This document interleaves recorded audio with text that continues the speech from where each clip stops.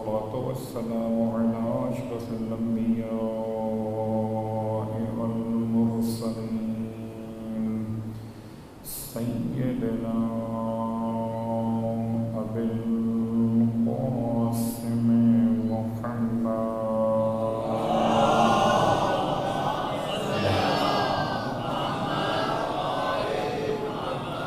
وعلى أهل بيته الطيبين الطاهرين واللعنة الدائمة على أعدائهم أجمعين أما بعد فقد قال الله تبارك وتعالى في كلامه الحميد وفرقانه المجيد قوله الحق وهو أصدق القائلين بسم الله الرحمن الرحيم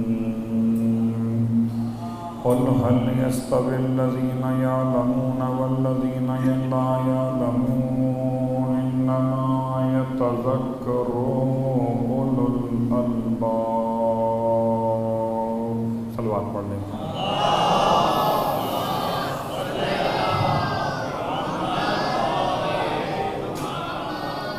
تمام تعریفیں پروردگار حسن مجتبیٰ کے لیے اور تمام ہدیہ درود و سلام ذات حسن مجتبیٰ کے لیے، آپ کے آباء و اجداد کے لیے اور تمام ائمہ طاہرین کے لیے۔ الحمدللہ الذی جعلنا من المتمسکین بالقرآن العظیم وجعلنا من المتمسکین بولایت علی ابن ابی طالب علیہ السلام۔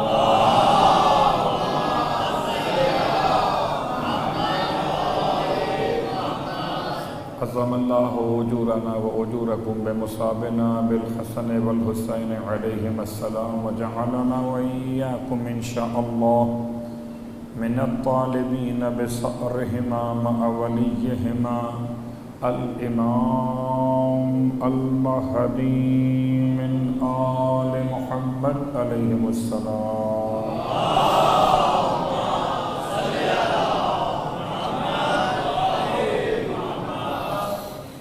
شکر خداوند کریم کے ساتھ حاضر خدمت ہوئے ایک ایسی شخصیت کے عنوان کے ساتھ کہ اہل بیت اطہار میں کچھ القابات کے ساتھ یاد کیا جاتا ہے بعض افراد کو، اور بعض افراد اپنی کنیتوں کے ساتھ مشہور رہتے ہیں، جیسے کہ سرکار سید الشہداء اپنی کنیت سے بہت مشہور ہوئے، ابا عبداللہ۔ ہر امام کی اپنی ایک سے زیادہ کنیتیں موجود ہیں، یا کم از کم ایک کنیت تو ہے، البتہ شہرت کبھی نام کو ہوئی، کبھی کنیت کو ہوئی، اور کبھی القاب کو ہوئی۔ اسی انداز سے جو کنیت امام مجتبیٰ کی ہے وہ اصلاً ہے ابا محمد، یہ ابا عبداللہ سرکار سید الشہداء اور امام مجتبیٰ ہیں ابا محمد، محمد کے بابا۔ البتہ کنیت مشہور نہیں ہوئی، کنیت تو آپ کو ڈھونڈنا پڑتی، صاحبان علم سے رجوع کرنا پڑتا ہے۔ آپ کا لقب مشہور ہوا اور وہ ہے کریم، اور کریم صرف کریم اہل بیت، اور کریم اسے کہتے ہیں جو سخی نہیں ہوتا، سخی سے بہت بلند ہوتا ہے۔ وضاحت تو آپ کے علم میں اتنی بات کافی ہے کہ خداوند عالم کو کریم نہیں کہنا چاہیے، خدا کریم نہیں ہے، خدا کریموں کا پروردگار ہے، خدا کریموں کا خالق اور مالک ہے۔ وَرَبُّكَ الْأَكْرَمُ اقرأ بِاسْمِ رَبِّكَ الَّذِي خَلَقَ میں آپ پڑھیے اقرأ وَرَبُّكَ الْأَكْرَمُ، پڑھیے اپنے اس رب کے نام سے جو کریم نہیں اکرم ہے۔ تو خدا اکرم ہے، اس کے بندے کریم ہیں۔ تو کریم ہو، کبھی علم کے بغیر ہوتے ہیں کریم، لیکن شاید یہ بات مناسب لگ نہیں رہی کہ میں کسی غیر معصوم کو کریم کہوں۔ سخی تو ہو سکتا ہے انسان، غیر معصوم میں سے سخی تو ہو سکتا ہے، کریم نہیں ہو سکتا، اور اگر کوئی کریم ہے بھی تو عصمت صغریٰ کی منزل پر فائز ہے۔ حضرت عباس علیہ الصلاۃ والسلام جناب زینب اولیاء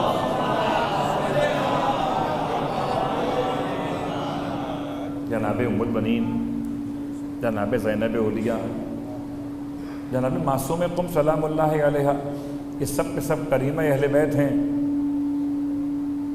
خواتین کے لیے کریمتن اور مردوں کے لیے کریم، لیکن یہ عصمت صغریٰ پر فائز ہے۔ عصمت کے علاوہ کسی عام انسان کے لیے ہم یہ تو کہہ سکتے ہیں کہ وہ سخی ہے، یہ کہنا بڑا مشکل کہ وہ کریم ہے، اور کریم جب بھی کریم ہوگا تو علم کے بغیر کریم نہیں ہوگا۔ بہت غور کیجیے گا، کرم اس کا نام نہیں ہے کہ انسان کو مال دیا جائے، کرم صرف اس کا نام نہیں ہے کہ انسان کی حاجتوں کو ہی روا کر دیا جائے، کرم اس سے بلند ایک اور مقام ہے۔ ایک چھوٹی سی مثال امام حسن مجتبیٰ علیہ السلام کے واقعہ،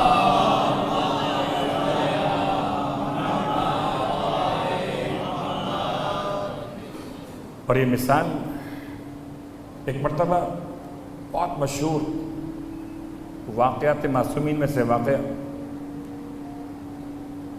کہ ایک شخص، ایک زمانہ ایسا گزرا ہے کہ جب قصاب حیوانات کو ذبح کرتے تھے تو کوئی الگ سے سلاٹر ہاؤس نہیں ہوتے تھے، بلکہ جہاں موقع محل میسر ہوا وہاں ذبح کر دیا، ویرانے میں خاص طور سے۔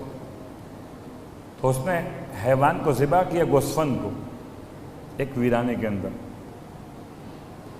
اور ذبح کر کے چھری خون آلود ہاتھ میں لیے ہوئے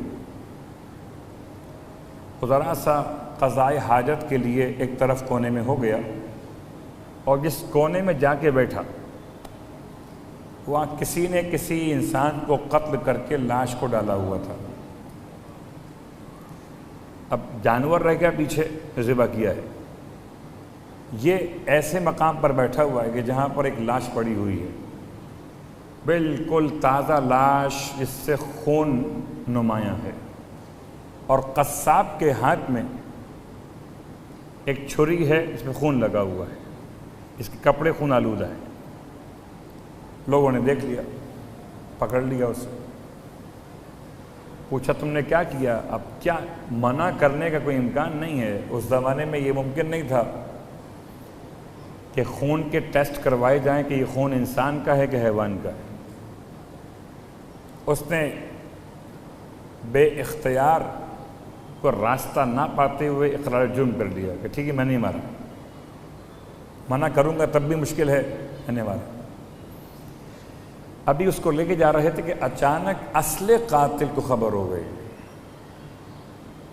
اور اصل قاتل دوڑتا ہوا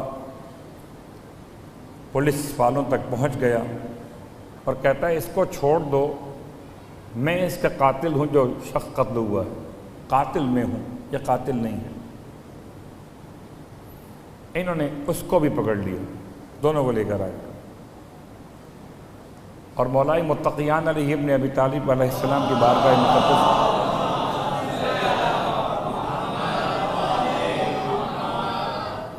اور امام علیہ السلام نے ارشاد فرمایا اس مسئلے کا جواب حسن سے لیجیے۔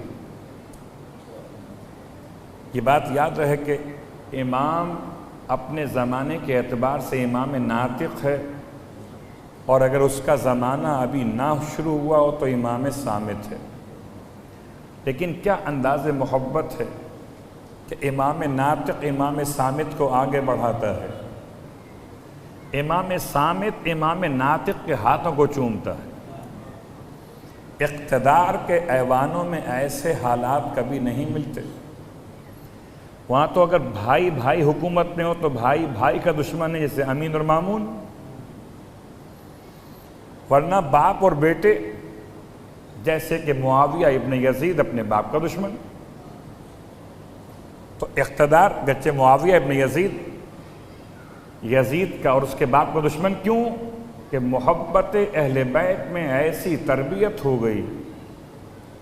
کہتے ہیں اصلاً تربیت میں استاد کا دخل تھا یا خاص طور سے شیر مادر کا اثر تھا. ہندہ ایک مومنہ خاتون ہے. صلوات پڑھیں محمد و آل محمد.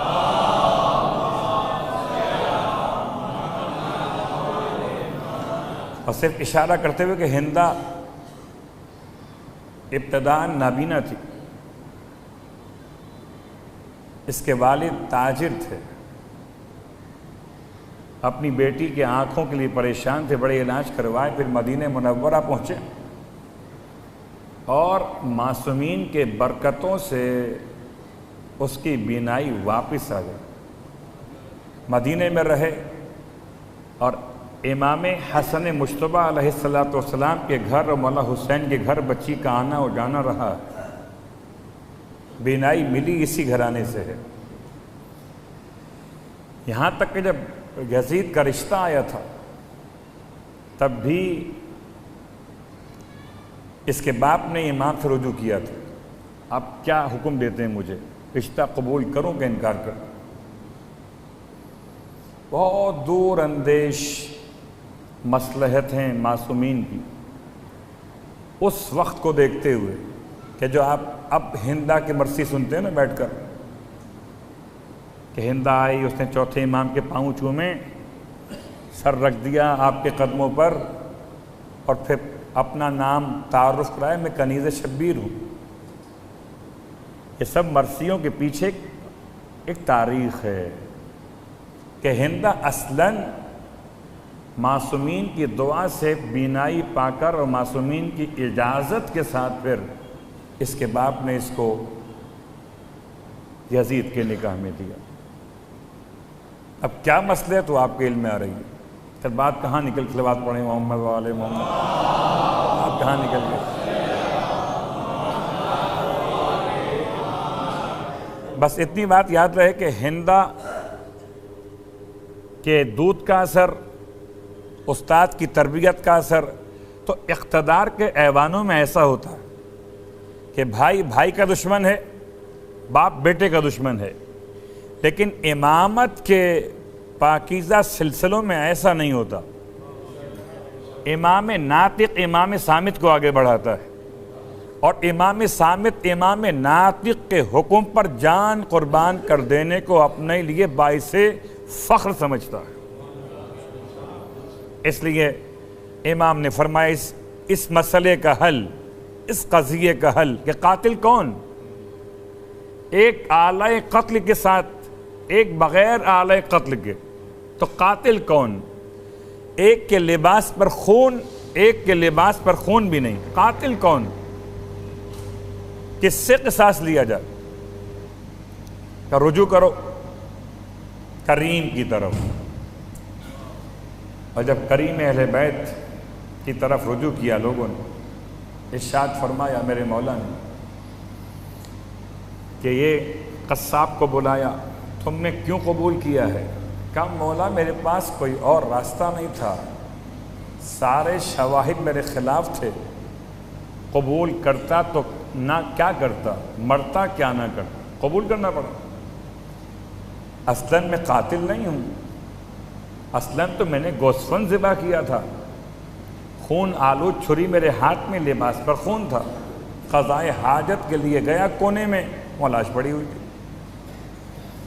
پھر امام نے اس سے پوچھا کہ جو دعویٰ کر رہا تھا کہ میں قاتل ہوں, نہ آلہ قتل ہاتھ میں ہے نہ لباس پر خون ہے, تم نے کیوں کہا کہ تم قاتل ہو؟ کہتا ہے مولا جب میں نے دیکھا کہ اس مقتول کے قتل کے جرم میں بے گناہ جا رہا تو میری غیرت نے گوارا نہ کیا, اصلاً قاتل میں ہوں اور میں نے اسے قتل کیا, اس لیے میں خود حاضر ہو گیا کہ اس بے گناہ کی جان بچا لوں. امام نے ارشاد فرمایا کہ ان دونوں کو چھوڑ دیا جائے. قصاب تو بے گناہ تھا ہی, قاتل کو بھی چھوڑ دیا جائے. کیوں؟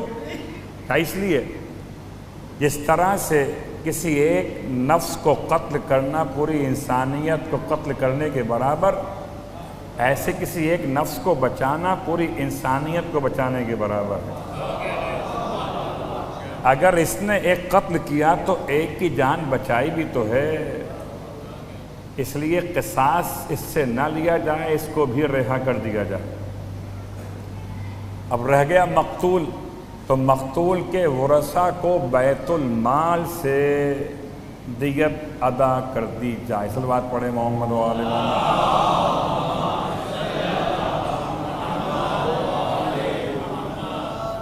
تو علم کے ساتھ کرم امام، اور علم امام کے ساتھ ساتھ ہماری اور آپ کی جو گفتگو کا عنوان ہے اس میں تعبیر خواب بھی،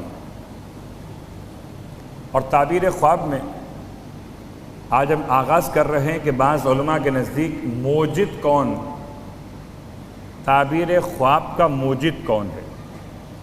ویسے تو موجد کا لفظ ذات خدا کے لیے، اور یہ بات بھی یاد دلا دیں کہ ابتدائے آدمیت میں خواب نہیں آتے تھے۔ حضرت آدم علیہ السلام کے زمانے میں خواب نہیں تھے۔ حضرت آدم علیہ السلام کے بعد کافی زمانہ گزر گیا، خواب نہیں ہوتے تھے۔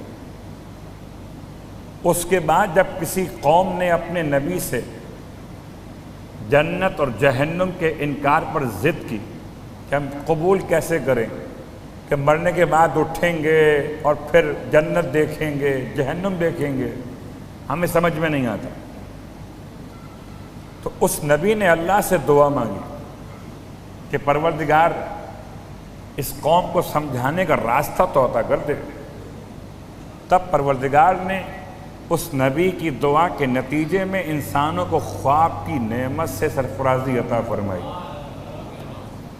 اور اب یہ خواب اس لیے دکھائے گئے تھے کہ انسان پہچان لے کہ جیسے سونے کے وقت میں خواب دیکھتا ہے تو کہاں سے کہاں پہنچتا ہے، ایسے ہی اس دنیا سے نکل کر عالم آخرت میں جنت یا جہنم میں پہنچے۔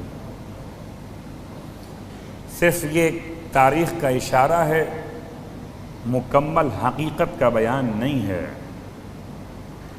خواب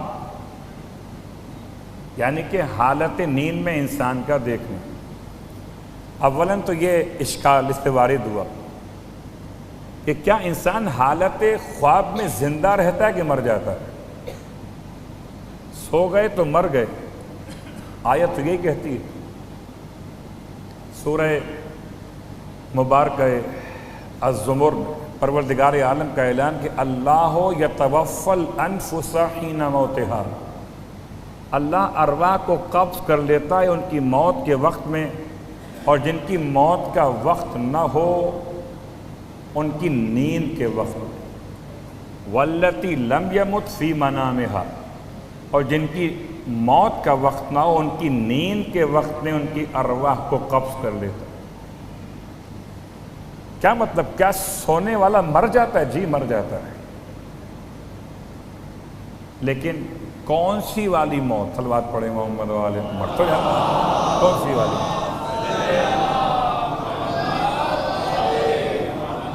مجھے بتائیں ایمانداری سے، بچے سوتے ہیں اور گروتھ ہوتی ہے ان کی جسم کی سونے کے دوران۔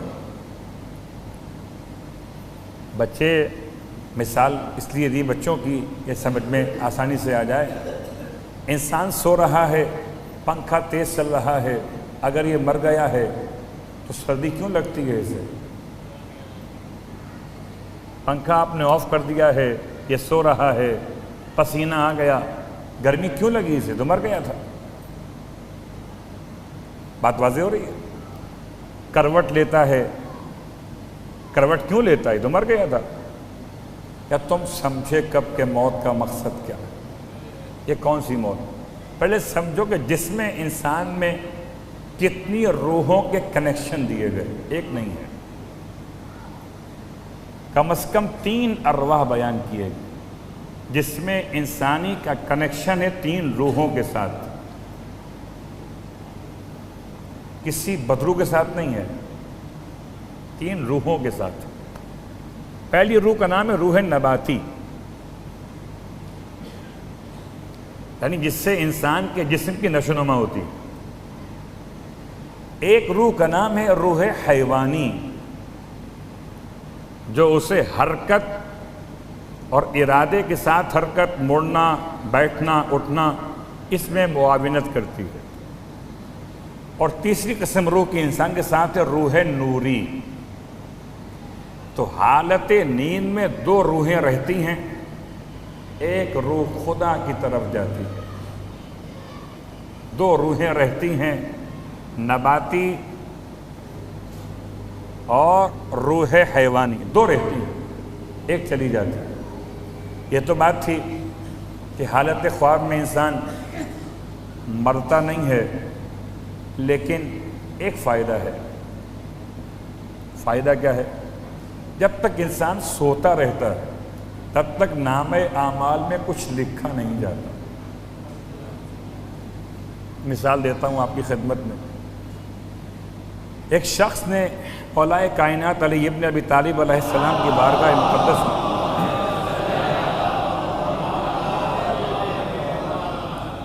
ایک شخص کے خلاف مقدمہ دائر کیا۔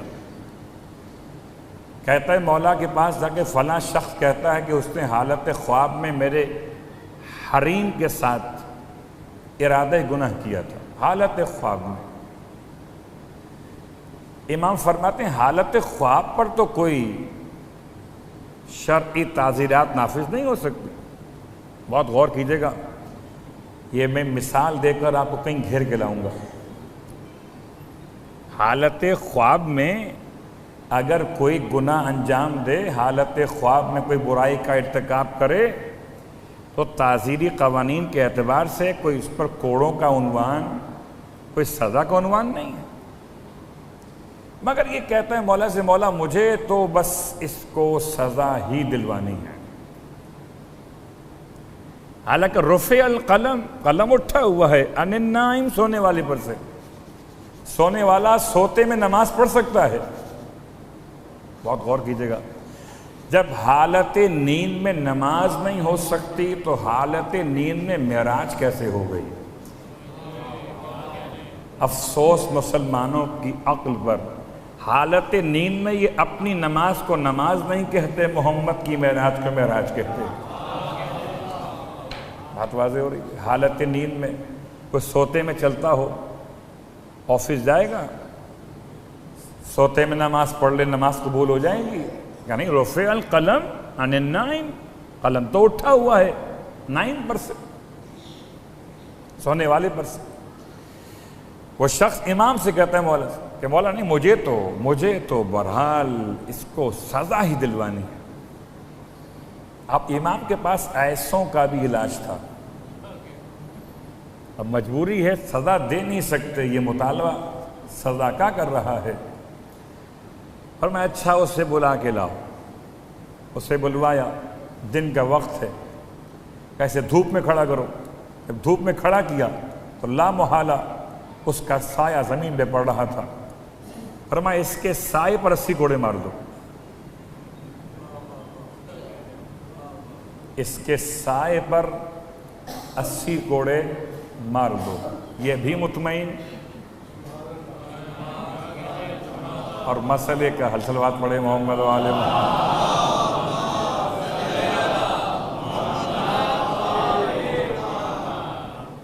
اس کا مطلب سائے کا بھی ایک دخل ابھی الگ موضوع ہے، اس کو میں ٹچ نہیں کروں گا۔ سایہ کیا ہے یہ پوری اس پر ایک بحث ہو سکتی ہے، سائے کی خلقت پر الگ عنوان ہے۔ لیکن بہرحال انسان جب سوتا ہے تو کیا مر جاتا ہے؟ جی مرتا نہیں ہے۔ ہم خواب کی بات کرنے والے ہیں اور خواب سے پہلے نیند بیان کر رہے ہیں۔ چھوٹی سی مثال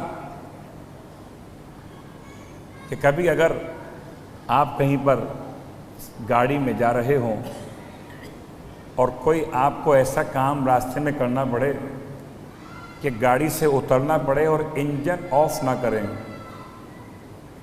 تو گاڑی ہلتی رہے گی انجن کے سٹارٹ ہونے کی وجہ سے، مگر ڈرائیور نہیں ہوگا۔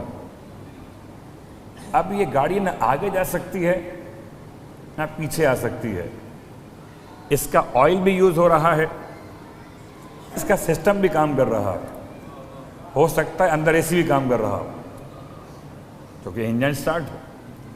چونکہ ڈرائیور نہیں ہے اس لیے گاڑی نہ آگے جا سکتی ہے نہ پیچھے آ سکتی ہے۔ سونے والے کی مثال بالکل ایسی ہے کہ ڈرائیور اتر کے چلا گیا ہے، ابھی انجن گرم، صلوات پڑھے محمد والے۔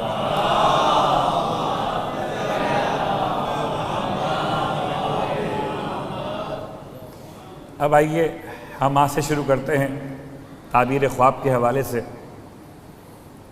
تعبیر خواب سب سے پہلے اللہ نے اپنے کس نبی کو یہ علم عطا کیا؟ تو آغاز میں آج سورہ مبارکہ یوسف پڑھ رہے ہیں، اور سورہ مبارکہ یوسف میں آیت نمبر 3، 4، جناب یوسف علیہ السلام کون نہیں جانتا، بڑے حسن و جمال کے مظہر تھے۔ الفاظ سورہ یوسف آیت نمبر 4 کے، اذ قال یوسف لأبیہ، یاد کرو اس وقت کو جب یوسف نے اپنے باپ سے کہا تھا، انی رأیت احد عشر کوکبا والشمس والقمر رأیتہم لی ساجدین، کہتے ہیں میں نے دیکھا کہ سورج اور چاند اور 11 ستارے مجھے سجدہ کر رہے۔ یہ آپ نے خواب دیکھا تھا، اور رکے رہیے میں پھر آیت پڑھتا ہوں، اس میں کہیں بھی لفظ خواب نہیں ہے۔ اذ قال یوسف لأبیہ، قال یوسف لأبیہ، یا ابتی، بات واضح، انی رأیتو، بات تحقیق میں نے دیکھا۔ اب کس حالت میں دیکھا یہ لکھا ہوا نہیں ہے، کیا دیکھا یہ لکھا ہوا ہے کہ 11 ستارے اور شمس اور قمر مجھے سجدہ کر رہے ہیں۔ کیا خیال ہے سجدہ غیر خدا کو ہو سکتا ہے؟ صلوات پڑھے محمد و آل محمد۔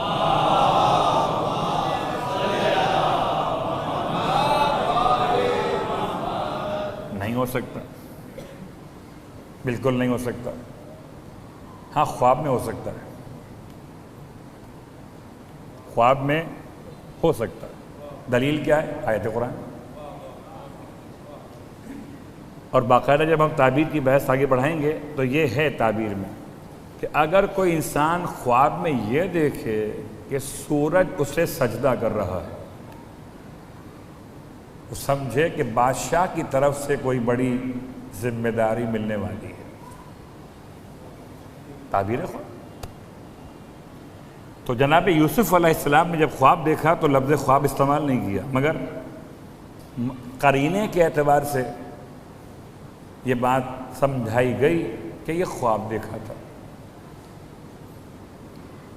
کہاں لکھا ہے لفظ قرینہ؟ آگے چلیے، قال یا بنی، اگلی آیت، لا تقصص رؤیاک، کہنے لگے یعقوب علیہ السلام اپنے بیٹے سے کہ بیٹا اپنے اس خواب کو اپنے بھائیوں سے بیان مت کرنا۔ لفظ استعمال ہوا رؤیاک، رؤیا، رؤیا نکلا ہے رعیت سے، ورنہ آپ کے لیے آسان لفظ رؤیت ہلال، چاند کا دیکھنا، تو رؤیت مانے خواب بھی دیکھنا ہوتا ہے، اس لیے الفاظ سمجھو لا تخصص رؤیاک، اے بیٹا اپنے خواب کو اپنے بھائیوں سے بیان مت کر۔ اب آگے چلیں آیت نمبر 6 پر، تاکہ اندازہ ہو کہ یہ خواب تو دیکھ لیا، خواب کی تعبیر کا تعلق کہاں شروع ہوا؟ خواب اور ہے، خواب سب دیکھتے ہیں، تعبیر سب نہیں جانتے۔ اگر تم نے اول شب میں خواب دیکھا ہے تو 5 سال کے بعد تعبیر ملے گی، اور اگر اوسط شب میں خواب دیکھا ہے تو 5 مہینے کے بعد تعبیر ملے گی، اور اگر آخر شب میں خواب دیکھا تو 10 دن میں تعبیر مل جائے گی۔ یہ علماء معبرین کا قول۔ صلوات پڑھے محمد وآلہ محمد۔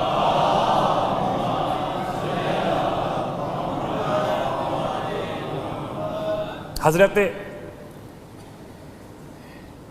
یوسف علیہ السلام کے بارے میں پھر قرآن کہتا ہے وَكَذَلِكَ يَجْتَبِيكَ رَبُّكَ وَكَذَلِكَ يَجْتَبِيكَ رَبُّكَ، اور اسی طرح سے پروردگار نے تجھے مجتبی کیا۔ یوسف تجھے خدا نے چن لیا، مجتبی کیا، اختیار کیا۔ وَيُعَلِّمُكَ من تعویل الاحادیث، اور اس نے تجھے سکھا دیا خواب کی تعبیر کا علم۔ الفاظ بدل گئے۔ اب میں حیران ہوں کہ کس کس لفظ کو سمجھا۔ رویا رائتو، تعویل احادیث تعبیر خواب کا علم۔ خدا کے نزدیک تعبیر خواب کے علم کا نام ہے تعویل الاحادیث۔ وَيُتِمَّ نِعْمَتَهُ عَلَيْكَ۔ اب آئیے، یہ تو بات تھی کہ خدا نے آپ کو خواب کی تعبیر کا علم عطا، کہ پہلا شخص ہے علماء معبرین کے نزدیک پہلی شخصیت جناب یوسف علیہ السلام، کہ جن کو خدا نے تعبیر خواب کا علم عطا فرمایا۔ اب پورا واقعہ آپ کے علم میں، جناب یوسف علیہ السلام پر مصیبت آئی، مشکلات آئیں، خواتین نے اپنے مکر و فریب میں آپ کو الجھانا چاہا، اللہ نے آپ کو بچا لیا۔ پھر آپ نے اللہ سے التماس کی مالک مجھے قید خانے میں بھیج دے تاکہ عورتوں کے مکر و فریب سے بچ جاؤں۔ سنت نبی یہ ہے کہ عورتوں کے مکر سے بچنے کے لیے جیل اچھی۔ صلوات پڑھے محمد وآلہ۔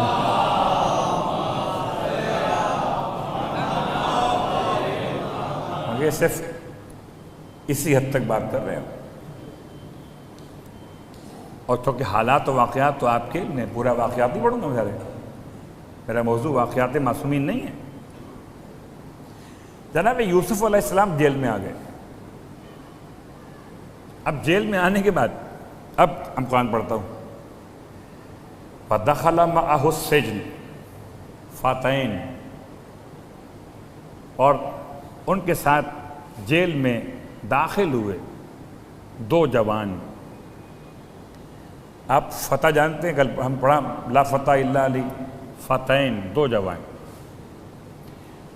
قال احدہما، اور ان کے پاس 2 قیدی آئے، اور قال احدہما، اور ایک قیدی نے ان سے کہا، کیا کہا کہ انی ارانی اعصر خمرا، میں نے خواب دیکھا ہے، لفظ خواب نہیں ہے، رویت ہے۔ انی ارانی اعصر خمرا، میں نے دیکھا کہ میں خواب میں انگوروں کی شراب نکال رہا ہوں۔ لفظ شراب اردو والا نہیں، عربی والا۔ ایک ہے لفظ شراب، ایک ہے لفظ خمر۔ یہاں اردو میں شراب جسے کہتے ہیں وہ شربت ہے، اور جس کو عربی میں شراب کہتے ہیں وہ خمر ہے۔ یہاں استعمال ہوا لفظ خمر، یعنی وہ شراب جو خاص طور پہ تیار کی جاتی ہے۔ انی ارانی اعصر، عاصر کہتے ہیں نچوڑنے کو، اس لیے والعصر ان الانسان لفی خسر، قسم ہے وقت کے نچوڑ کی، زمانے کے خلاصے کی، کہ انسان خسارے میں ہے۔ ورنہ آپ اب دیکھتے ہیں لکھا ہوا اسیر الفواکہ، یعنی فروٹ جوس، عاصر و خمر۔ وقال آخر انی ارانی احمل فوق راسی خبزا، اس نے خواب سنایا تو دیکھا دیکھی وہ بھی سنا شروع۔ دوسرے نے کہا میں نے بھی خواب دیکھا ہے۔ جی آپ نے کیا دیکھا ہے؟ کہ میں نے دیکھا کہ میں اپنے سر پر روٹیوں کا ایک پورا گٹھر اٹھائے ہوئے جا رہا ہوں، اور تاکل الطیر من ہو، اور اس روٹیوں کو نوچ نوچ کے پرندے کھا رہے ہیں۔ بہت غور کیجئے، تعبیر خواب کے اس موضوع کے ساتھ قرآن کی آیات کے ترجمے کی حد تک بات کر رہا ہوں صرف۔ اب قرآن اگر ان باتوں میں کوئی پیغام نہ ہوتا تو قرآن اسے اپنے اندر کیوں جگہ دے؟ کوئی تو پیغام ہے، چاہے خواب دیکھنے والوں کے لیے ہے یا خواب سے بیدار ہونے والوں کے لیے۔ یہ دو جوان ہیں، جیل کے اندر ہیں، ایک کہتا ہے میں نے خواب دیکھا کہ میں انگور سے شراب بنا رہا ہوں، ایک کہتا ہے میں نے خواب دیکھا کہ میں سر پہ روٹی رکھ کے جا رہا ہوں، اور روٹی کو نوچ نوچ کے پرندے کھا رہے ہیں۔ اب یہ نہیں معلوم آیت کے اندر کہ ان دونوں کو یہ معلوم کیسے ہوا کہ حضرت یوسف علیہ السلام خواب کی تعبیر بیان کر سکتے ہیں۔ شاید چہرہ نبوت میں اتنا نکھار تھا، ایسا تقویٰ تھا کہ دل ان کی طرف کھنچے جاتے تھے۔ ان جوانوں نے آپ کے زہد کو دیکھا، آپ کے تقوی کی نشانیوں کو آپ کے چہرے سے دیکھا، تو یہ خیال کیا کہ اگر ہمارے اس مسئلے کو کوئی سمجھا سکتا ہے تو یہی صاحب تقوی ہے، ورنہ حضرت یوسف نے وہ اعلان نہیں کیا تھا کہ آؤ مجھ سے پوچھو میں خواب کی تعبیر جانتا ہوں، نہیں۔ اب جناب یوسف علیہ السلام سے کہا گیا کہ نبئنا بتاویلہ، آپ خبر دیجئے اس کی تعویل کے بارے میں کہ ہم نے کیا دیکھا ہے۔ اِنَّا نَرَاكَ مِنَ الْمُحْسِنِينَ، اس لیے کہ ہم آپ کو دیکھتے ہیں کہ آپ بڑے نیک اور اچھے بندے ہیں اللہ کے۔ قَالَ لَا يَأْتِيكُمَا طَعَامٌ تُرْزَقَانِهِ إِلَّا نَبَّأْتُكُمَا بِتَأْوِيلِهِ قَبْلَ أَن يَأْتِيَكُمَا ذَلِكُمَا مِمَّا عَلَّمَنِي رَبِّي۔ اب جناب یوسف علیہ السلام نے ان دونوں کو خواب کی تعبیر سمجھانے سے پہلے اس بات کو سمجھایا کہ دیکھو جو میں تعبیر بیان کروں گا وہ میرے رب نے مجھے سکھائی ہے۔ علمنی ربی، اپنے پاس سے کچھ نہیں کہوں گا، جو مجھے رب نے علم عطا کیا ہے میں اس کی بنیاد پر تمہیں خواب کی تعبیر دوں گا، اور یہ خواب کی تعبیر تمہارے لیے بالکل اسی انداز سے ہوگی کہ جیسے حکم خدا ہو۔ آج کی حد تک بات کو یہاں روکیں گے، اور اب وہ تاریخ کا جملہ پڑھ لیتے ہیں کہ آپ نے ایک کو تعبیر دی تھی کہ تم رہائی پاؤ گے، اور رہائی پانے کے بعد تم بادشاہ کے اتنے قریب ہو جاؤ گے کہ اس کے کچن میں اس کے لیے کھانے تیار کرو گے۔ اب آیت تو اپنے مقام پر ہے، تاریخ کہتی ہے ہو سکتا ہے کہ یہ پہلا جوان الگ آیا ہو، اور جب اس نے اپنا خواب سنایا تھا اور آپ نے خواب کی تعبیر دی تو اس کو دیکھ کر دوسرے جوان نے بھی اپنا خواب دیکھے بغیر حضرت یوسف کو ویسے ہی آزمانے کے لیے، اچھی بات سننے کے لیے کہہ دیا کہ ہم نے بھی خواب دیکھا ہے۔ آپ نے فرمایا تم تو بادشاہ کے پاس جاؤ گے اور کھانا اس کا پکاؤ گے رہائی پانے کے بعد، اور اس سے کہا کہ تو ان قریب سولی پہ لٹکایا جائے گا، اور اتنی دیر تک تیری لاش لٹکی رہے گی کہ تیرے سر کے مغز کو پرندے نوچ نوچ کے کھائیں گے۔ اب واللہ عالم بالصواب، دوسرے شخص نے خواب دیکھا بھی تھا کہ نہیں دیکھا تھا؟ اس نے تو فوراً کہہ دی جب سنا، کہتے میں نے تو کوئی خواب نہیں دیکھا، میں تو آپ سے مذاق کر رہا تھا۔ مثلا اللہ کے نبی نے ارشاد فرمایا اب دیکھا ہو نہ دیکھا ہو۔ بہت غور کیجئے گا، تعبیر دینے والا جو زبان سے جملے ادا کر دے ہم جب بات کریں گے عالم وجود کی، عالم امثال کی، عالم ارواح کی، تو باتیں آگے بڑھیں گی۔ جب تعبیر دینے والا تعبیر دے دے اور پھر معصوم ہو، اسے خدا نے علم عطا کیا ہو، کہتے ہیں اب چاہے تم نے خواب دیکھا ہو کہ نہ دیکھا ہو، جو ہماری زبان سے ادا ہو گیا تو اب یہ ہو کر رہے گا۔ عزیزان گرامی قدر، اولاً بات یاد رکھیے کہ شریعت مطہرہ نے سونے کے آداب بھی بیان کیے۔ خواب تو اپنے مقام پر ایک پوری وضاحت چاہتا ہے۔ بہت آسان راستہ سرکار مولا متقیان علی ابن ابی طالب علیہ السلام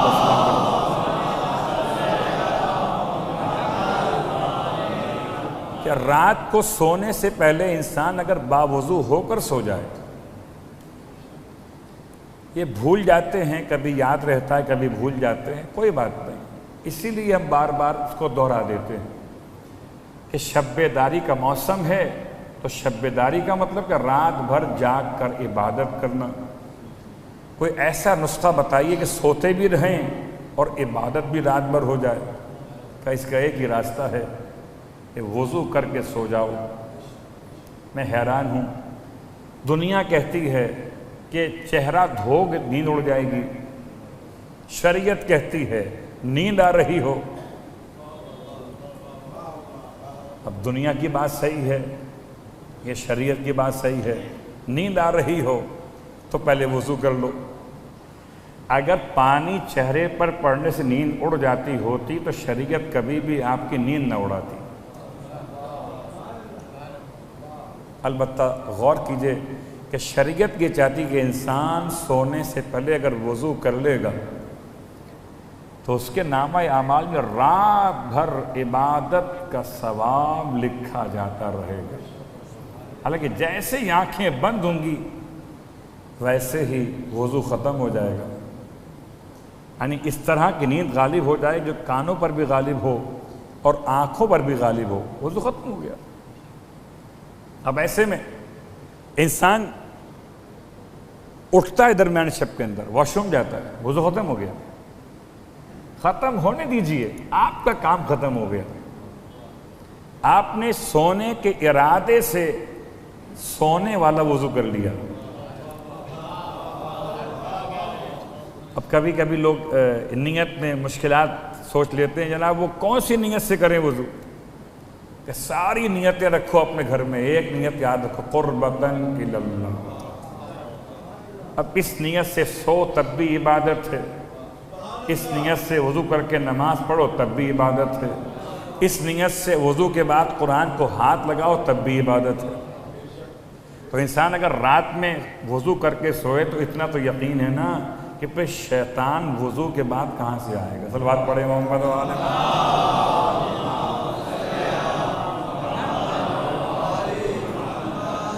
تو برے خواب کے اور اچھے خواب کے انشاءاللہ مسائل بھی آئیں گے، اور کن کن روایتوں نے خواب کی وضاحت کو بیان کیا آج کی حد تک تو بات کو روکتے ہوئے۔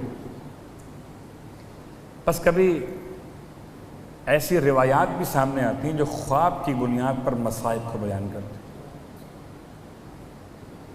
کیا مطلب؟ رویائے صادقہ، سچے خوابوں کا ایک طریقہ تاریخ، طریقہ تعلیم انبیاء۔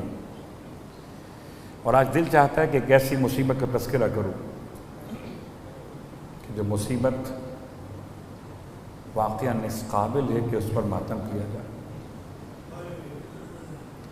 خدا نہ کرے ابھی لائٹ اچانک بند ہو گئی تھی، رات کا وقت ہو، اندھیرا چھا جائے، آپ کے چھوٹے بچے اکیلے ہوں، آپ اپنی فکر نہیں کرتے، بچوں کی فکر کرتے۔ کبھی بچوں کو آواز دیتے ہیں، کبھی بچوں کے لیے روشنی کا انتظام کرتے ہیں، واہ غربتہ۔ اور اگر آپ گھر میں نہ ہو، بچے اکیلے گھر میں ہوں تو آپ پریشان ہو جاتے ہیں اگر کوئی روشنی کا انتظام بچوں کے پاس نہ ہو۔ مجھے دو ایسے بچے یاد آ رہے کہ جو اتنی غربت میں رہے، سخت ترین قید ہے، ایک روٹی ملتی ہے 24 گھنٹے میں۔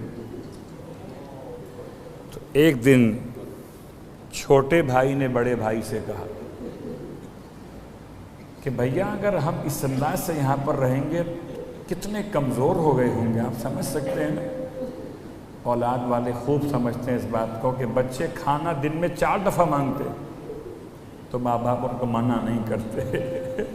بچہ روٹی کھاتا ہے، ماں کو خوشی ہوتی ہے، بچہ کھانا کھاتا ہے، باپ مطمئن ہو جاتا ہے، واہ غربتا، یہ 2 شہزادے ہیں مسلم کے یتیم ہیں، ایک کا نام محمد ہے، ایک کا نام ابراہیم ہے۔ کچھ اس طرح سے حالت قید میں ہیں کہ چھوٹا بڑے سے کہتا ہے اگر ہم نے اپنا تعارف نہ کرایا تو بھیا یہیں پر ختم ہو جائیں گے، کسی کو خبر بھی نہ ہوگی کہ ہم کون تھے، کیا کریں پھر؟ قید خانے کے نگران سے اپنا تعارف تو کرائیے۔ اب جب قید خانے کا بوڑھا نگران آیا ہے، ایک مرتبہ بچے آگے بڑھ کر کہتے ہیں شیخ کیا تو محمد مصطفیٰ کو جانتا ہے؟ شیخ نے کہا جس کا کلمہ پڑھتا ہوں اسے کیوں نہ جانوں گا۔ پھر کہنے لگے شیخ کیا تو حیدر کرار کو جانتا ہے، جعفر طیار کو جانتا ہے؟ تو اس طرح کے نام لیے تو کہنے لگا بچوں تم یہ کیوں سوال کر رہے ہو، تمہارا ان لوگوں سے کیا رشتہ ہے؟ بس یہ سننا تھا۔ بچے کہتے ہیں ہم اسی آل اسی محمد کی اولاد ہیں، ہم اسی حیدر کرار جعفر طیار کی اولاد ہیں، ہم مسلم کے بیٹے ہیں۔ بس یہ سننا تھا۔ بوڑھا قدموں پہ گر گیا، کہتا ہے بچوں مجھے معاف کر دینا، میں تمہیں نہیں پہچانتا تھا، تم پر بڑی سختی کی ہے، میں رات میں دروازہ کھلا چھوڑ دوں گا، قید خانے کا نکل جانا۔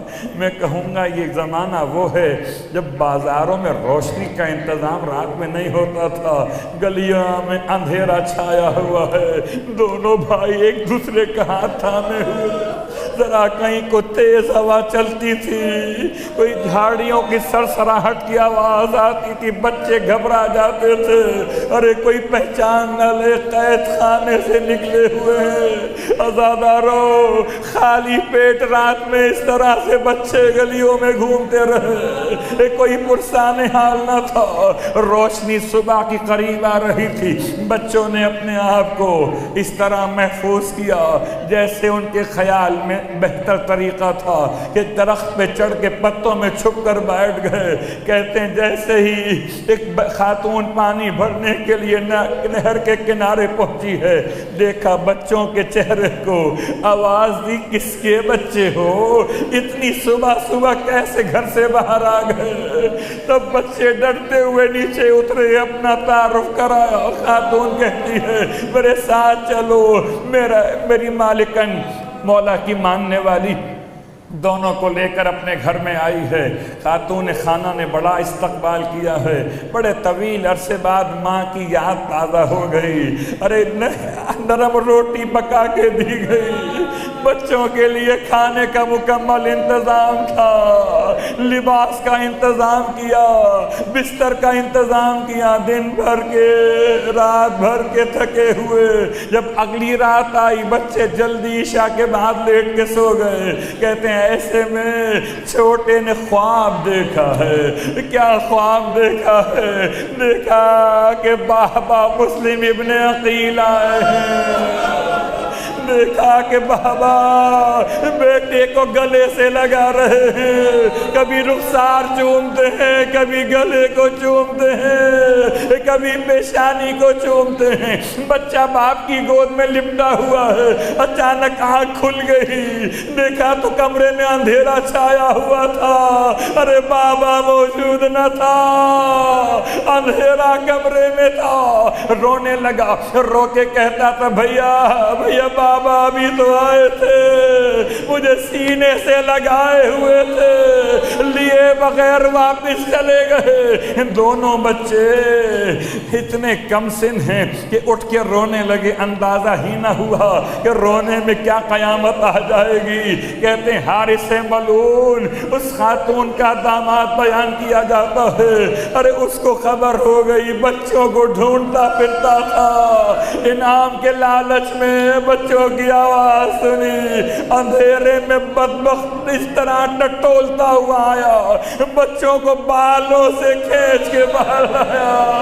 واہ غربتا، رونے والوں آخری جملہ، بچے فریاد کرتے رہے، خاتون کو فریاد کا موقع ہی نہ دیا گیا، اسے تو تلوار کا دستہ مار کے خاموش کیا گیا۔ بیٹے نے انکار کیا، غلام نے انکار کیا، ملعون بچوں کو لے کر نہر کے کنارے آیا۔ ارے وہ جو باپ کو یاد کرتا تھا کہ بابا ابھی خواب میں آئے تھے لیے بغیر چلے گئے، اسے کیا خبر تھی کہ تلوار چلنے والی ہے۔ رونے والوں آخری جملہ، بچوں نے 2 رکعت نماز ادا کی ہے، اس کے بعد کہتے ہیں ایک اور ہماری بات قبول کر لے، ہم دونوں بالکل اکیلے ہیں، ایسی تلوار چلا دے کہ دونوں ایک ساتھ ذبح ہو جائے، بھائی بھائی کو ذبح ہوتے ہوئے نہ دیکھے۔ رونے والوں شریعت بھی کہتی ہے کہ اگر کسی حیوان کو بھی ذبح کرنا، اس کا ہم جنس حیوان اسے نہ دیکھ رہا ہو، محمد، مگر ظالم نے اس بات کو قبول نہ کیا، جیسے ہی بڑے والے بچے کو لٹایا۔ رونے والوں انسان ذبح کیے جاتے ہیں، ہاتھوں میں رسی، پیروں میں رسی، ارے بالوں سے تھامے ہوئے، جب گلے پر تلوار چلانا چاہی، ارے چھوٹا گن پڑا پہلے مجھے ذبح کر دے۔ ایک کا سر کاٹا، لاش کو اٹھا کے پانی میں ڈالا، جیسے ہی لاش پانی میں آئی آگے بڑھنے لگی، چھوٹے نے آواز دی بھیا اکیلے نہ جانا، ارے ہمیں ساتھ لے لو تو جانا۔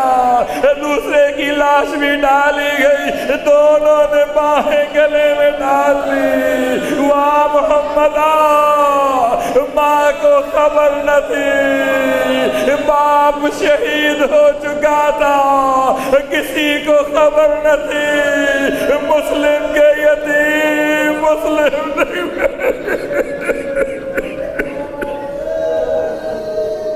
اللہ ولعنۃ اللہ علی القوم الظالمین وسیعلم الذین ظلموا أی منقلب